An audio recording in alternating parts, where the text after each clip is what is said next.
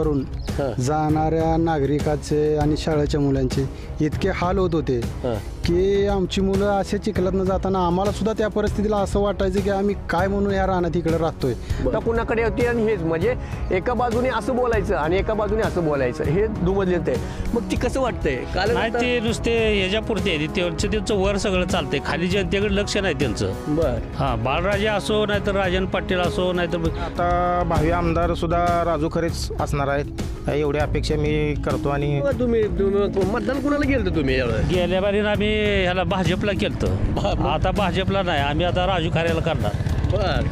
10-15 वर्ष झालं सगळ्याकडेच जाऊन आलोय बरं का. 10-15 वर्ष. बर. पण लोकप्रतिनिधी आहेत किंवा कोणी असेल, तुम्ही राजू खरेंकडेच का गेला? मागच्या 4 दिवसात बरं का ही अफसर ही आतार मी प्रत्यक्ष त्यानं गाडीवरून पडलेलं दुधाची केंद्र सांडलेली मी बघितली. मला इतकं वाईट वाटलं त्या रस्ता करायच्या आधी 2च दिवस. नमस्कार, मी भारत शिंदे, न्यूज इंडिया मराठीमध्ये आपलं स्वागत आहे. तर मित्रांनो, सध्या जी परिस्थिती पाहता हे पावसाळ्याचा ऋतू आहे आणि पावसाळा म्हटलं की शेतकऱ्यांना एक प्रकारचा आनंदाचा दिवस, कारण शेतकरी आणि पाऊस याचं एक समीकरण बनलं आहे. याच्या पलीकडे शेतकऱ्यांना जसा आनंद वाटतो त्याप्रमाणे शेतकऱ्यांना देखील त्रासदायकच ठरतोय. मी मुद्दामून त्रासदायक का म्हणतोय याचंही एक कारण आहे, तो म्हणजे रस्ता. या ठिकाणी रस्त्यासाठी शेतकऱ्यांना हा पाऊसही नको असं वाटतोय, असं म्हणण्याची वेळ देखील काही शेतकऱ्यांवर येते. खरं तर तसं पाहिलं तर काही ठिकाणी असं म्हणण्यापेक्षा याच ठिकाणी म्हणजे पुलूस या यादव वस्तीकडे जाणारा हा गावातील रस्ता, भारत देश स्वातंत्र्य झाल्यापासून रस्त्याचं खडीकरण किंवा डांबरीकरण झालं नाही. का झालं नाही याचं अनेक कारण आता या शेतकरी बांधवांना करायला हवं आहे. मग येथील कोणीही आमदार असेल, खासदार असेल किंवा अन्य कोणीही असो, मग एवढे दिवस केलं तरी काय. एकंदरीत हा जो भाग आहे तो मोहोळ मतदारसंघाचा. मोहोळ म्हटलं की पहिल्यांदा कुणाचं नाव ओठावर येतं ते मी न बोललेलंच बरं, किंवा ते लोकांनाही कळतं असेलच. मग एवढ्या वर्षात जर या लोकप्रतिनिधींना रस्ता बनवता येत नसेल, मग हजारो कोटींची घोषणा किंवा रस्ते गेले कुठे असाही प्रश्न पडतोय. आता मात्र ह्या रस्त्याचं मुर्मीकरणाचं काम चालू आहे आणि तुम्ही परत म्हणाल की आत्ताच म्हणाले होतं की लोकप्रतिनिधी जागे केव्हा होणार. होय, ह्या रस्त्याचं काम लोकप्रतिनिधीच असलेलं किंवा लोकप्रिय असलेलं उद्योजक राजू खरे यांनी स्वखर्चातून हा संपूर्ण रस्त्याचं मुर्मीकरण केला गेला आहे. मग प्रश्न असाही पडतोय, खरे लोकप्रतिनिधी कोण, राजू खरे की अन्य? जे काम लोकप्रतिनिधींनी करायला हवा पाहिजे ते काम राजू खरे यांच्यामार्फत होत आहे. मग तो विषय रस्त्याचा असो, पाण्याचा असो किंवा आरोग्याचे असो, असं एक ना अनेक प्रश्न सोडवताना दिसून येत आहे. आता या ठिकाणी काही शेतकरी बांधव असतील, नागरिक असतील, आपण त्यांच्याकडूनच अधिक माहिती घेऊया की ह्या रस्त्याचं काम केव्हापासून सुरू झालं आणि काय होती रस्त्याची परिस्थिती. पहिले आपलं नाव सांगा आधी. मी भाऊसाहेब मधुकर वाघ, राहणार पुळूस. हे रस्ता असा होता की एक 100 पोरं इकडून 100 जणांची वस्ती आहे, 100 जण. बरं. कुठली वस्ती? हे यादव वस्ती, परत होंडकळस म्हणून असं आहेत की अशी परिस्थिती होती की इथनं चालत जायचं अवघड होतं.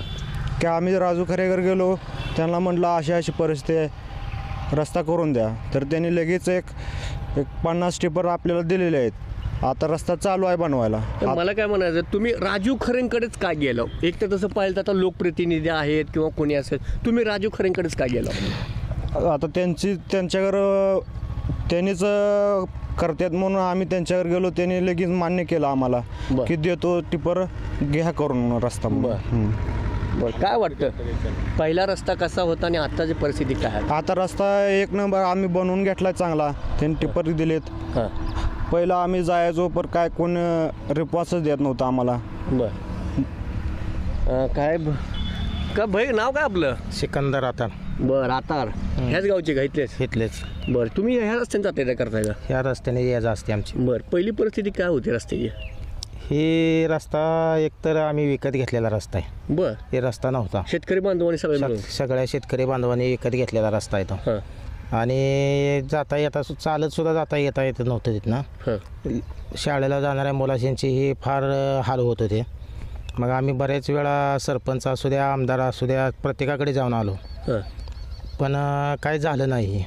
आता जी लोकनियुक्त सरपंच झालेत, भैयासाहेब माडिक, बरं, यांच्याकडे आम्ही एक 15 दिवसापूर्वी गेलो. मग ते म्हणले आम्हाला चालू करू. मग त्यांनी सांगितले की बाबा राजू खरे यांचं रस्ते कराय मोहोळ तालुक्यात सगळीकडे चालू आहेत, आमच्याच गावात म्हणण्यापेक्षा सगळीकडेच चालू आहेत. बरं. मग त्यांची भेट घेतल्यानंतर त्यांनी लगेचच 2 दिवसात चालू केले. आता आज काम पूर्ण होईल या रस्त्याचं. कसं आहे मग ह्या रस्त्यासाठी तुम्ही कुणाकडे आमदार म्हणा, खासदार म्हणा किंवा नाही, आम्ही गेलता का तुम्ही कधी? 10-15 वर्ष झालं सगळ्याकडेच जाऊन आलोय बरं का. 10-15 वर्ष. बर. पण कुणीच याला म्हणजे याला हे केलं नाही. तुम्ही आता सांगताय 10-15 वर्ष जे कोणी आमदार असतील त्यांच्यावर जाऊन आलो त्यांनी केलं नाही. मग 2 दिवसात तुम्हाला राजू खरेंनी हे रस्ता केलाय, कसं वाटतंय त्यांचं काम?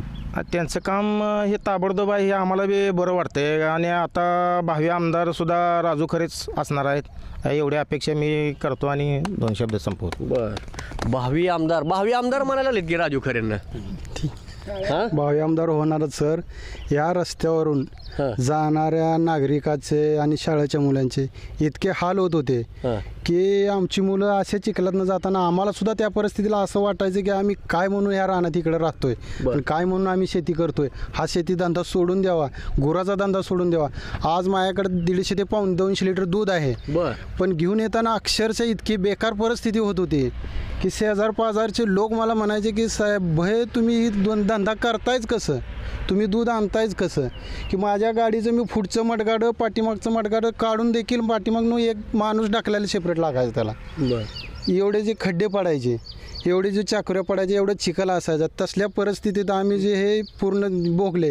आणि आता आम्ही प्रत्येक वर्षी 1-2 वर्षाला आम्ही माणसं जाऊन इकडं जा तिकडं जा आम्ही सांगायचो, पण आमचं कोणी काय नाही, ठीक आहे करू असं म्हणायचे.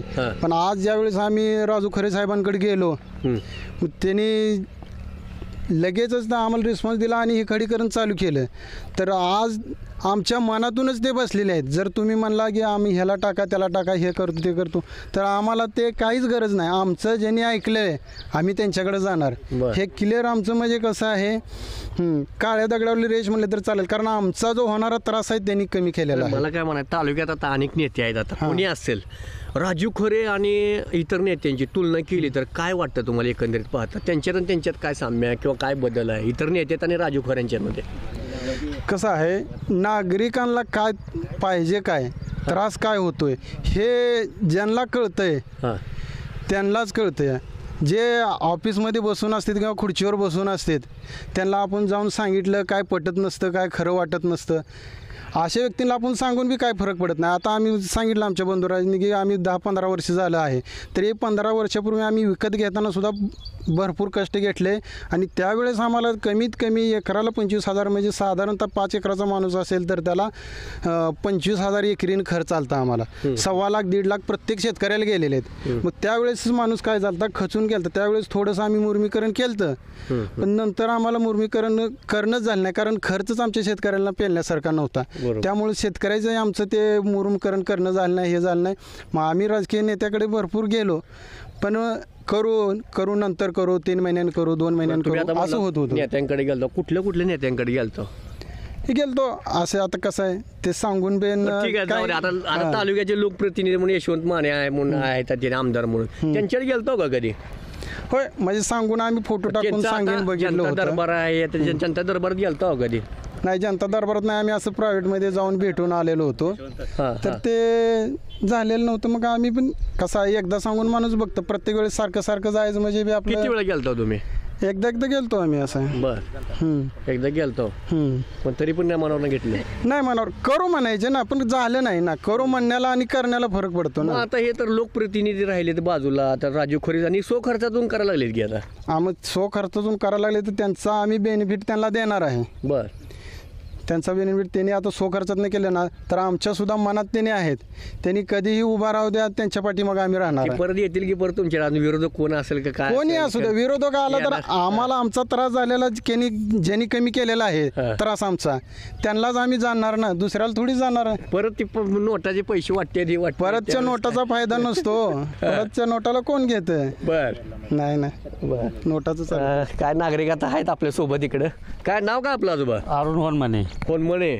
मग ह्याच रस्त्यावरचे का तुम्ही? हा, ह्याच रस्त्यावरची. काय परिस्थिती होती पहिले ना? अहो, मागच्या 4 दिवसात बरं का ही अप्सर ही आतार मी प्रत्यक्ष त्यानं गाडीवरनं पडलेलं दुधाची केंड सांडलेली मी बघितली. मला इतकं वाईट वाटलं ह्या रस्ता करायच्या आधी 2च दिवस.